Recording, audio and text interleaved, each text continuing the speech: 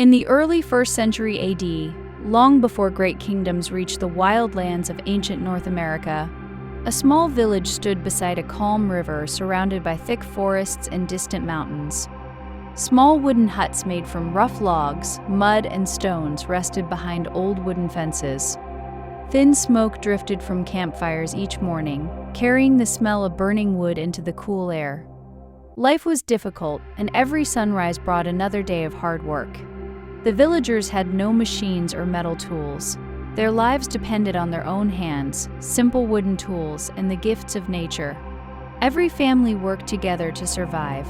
Men, women, and children shared the heavy labor because no one could live alone in the harsh wilderness.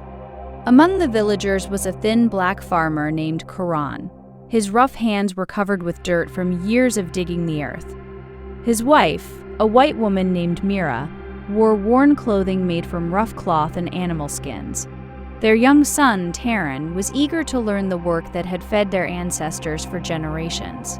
As winter ended, the village elders gathered everyone near a large campfire. They spoke about preparing the land before the warm rains arrived. Every family walked into the nearby fields carrying handmade wooden hoes, digging sticks, and woven baskets. The soil was hard after the cold season.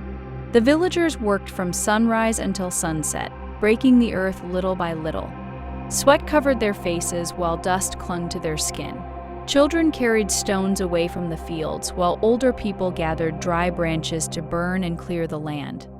When the first spring rains softened the ground, the planting began. The villagers carefully placed corn, maize, seeds into small mounds of earth. They knew that strong corn plants would grow tall and provide food for many months. A few days later, they planted beans beside the young corn. The elders had learned from many generations that the bean vines would climb the tall corn stalks, saving space and helping both plants grow together. Around the edges of each mound, they planted pumpkins.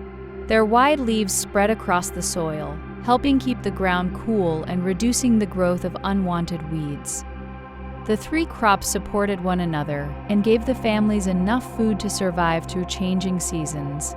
Every morning before sunrise, Karan walked through the fields checking each plant. Mira carried water from the river in heavy clay pots whenever the rains were slow. Taran chased birds away by waving branches and making loud sounds so they would not eat the young seeds. The work never became easier. Sometimes long, dry days cracked the soil. At other times, heavy storms flooded parts of the fields. Wild deer entered the farmland searching for fresh leaves, while hungry rabbits chewed the young plants during the night. The villagers repaired broken fences again and again using rough wooden poles and rope made from tree fibers. When food became scarce before harvest, the families searched the forests for berries, nuts, mushrooms, and edible roots.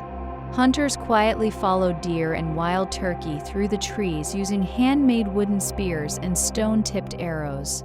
Every successful hunt was shared with the entire village because everyone depended on one another. As summer arrived, the corn grew taller than a man. Green bean vines wrapped around the strong stalks, while broad pumpkin leaves covered the ground beneath them. The fields, once empty and dry, became full of life. The villagers thanked nature with quiet ceremonies around the evening fire. They believed the land rewarded people who worked with patience, respect, and unity. Children listened carefully as elders told stories about ancestors who had protected these same fields many years before. When autumn finally arrived, the village celebrated the harvest. Men cut the tall corn stalks by hand while women filled woven baskets with beans. Large pumpkins were carefully carried back to the village and placed beside the wooden huts.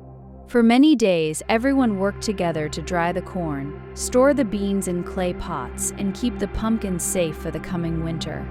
Smoke from cooking fires filled the air as fresh meals were prepared for every family. For many days, everyone worked together to dry the corn, store the beans in clay pots, and keep the pumpkins safe for the coming winter. Smoke from cooking fires filled the air as fresh meals were prepared for every family. As the cold winds returned, the villagers looked across the empty fields with quiet satisfaction. Their strength, patience, and cooperation had carried them through another difficult year. They knew the coming winter would still be hard, but the harvest they had grown together would keep their families alive until spring returned once again.